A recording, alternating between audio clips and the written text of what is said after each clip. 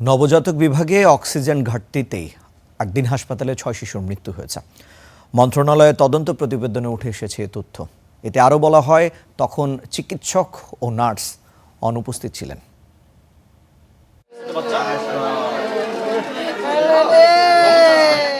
ঈদের আগের দিন আনন্দ বদলে গিয়েছিল মায়েদের আহাজারিতে। সেদিন আদ্দিন হাসপাতালে ঝরে যায় 6 নবজাতকের প্রাণ। এ ঘটনায় স্বাস্থ্য মন্ত্রণালয়ের তদন্ত কমিটির প্রতিবেদন প্রকাশ হলো বৃহস্পতিবার। প্রতিবেদনের মূল অংশটুকু আপনাদের সামনে উপস্থাপন করতেছি। স্বাস্থ্যমন্ত্রী জানালেন, চিকিৎসক নার্সদের অবহেলাতেই এই করুণ মৃত্যু। আর এর কারণ নবজাতক বিভাগে অক্সিজেন স্বল্পতা। একটু সচেতন হলেই এড়ানো যেত এই ঘটনা। এসি বন্ধ থাকলে তাদের উচিত ছিল শিফট করে ফেলা সবাইকে, ওইখানে অবহেলাটা।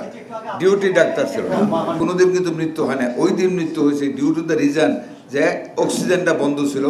এক পেশে মানুষ শ্বাস ছেড়েছে, অক্সিজেন বিল্ড আপ করে, কার্বন ডাইঅক্সাইড বিল্ড আপ করেছে, অক্সিজেন লোয়ার লাইনে এলডিএল এইচডিএল এর মতো। 100% এসি বন্ধ করার কারণে হাইপার কেপনিয়াতে রোগীগুলি মারা গেছে। হাসপাতালটি কার্যক্রম চালানোর উপযুক্ত নয় বলেও প্রতিবেদনে বলেছে তদন্ত কমিটি।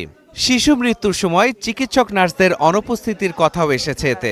সক্ষমতার চেয়ে বেশি রোগী ভর্তির কথাও জানানো হয়েছে। পুরা হাসপাতালে 200-র উপরে রোগী আছে। পুরা হাসপাতালটা অলনে ছাড়েন আমরা বন্ধ করতে পারি না। 1, 2 নম্বর, সেটা আইন বহির্ভূত একটা কাজ। শাটডাউন কথাটা বলেন না, কারণ আইনের একটা কঠোর ব্যবস্থা নেব এটা বলেন। কারণ আপনার শাটডাউনটা আইনে নাই, আমাকে প্রসেসে যেতে হবে এবং প্রসেসে আমি কঠোর কাজ করব। আগামীতে এ ধরনের ঘটনা এড়াতে পরিদর্শন জোরদারের কথা জানিয়ে নতুন হাসপাতাল নির্মাণে পরিবেশ অধিদপ্তরের ছাড়পত্র বাধ্যতামূলক বলেও জানান স্বাস্থ্যমন্ত্রী। ইনশাআল্লাহ ওয়াদা করতেছি, এই সরকার, এই স্বাস্থ্য মন্ত্রণালয়, এই টিম, আমরা কঠোর থেকে কঠোরতর হয়ে এগুলি মনিটর করব। মাহাদি হাসান, স্টার নিউজ, ঢাকা।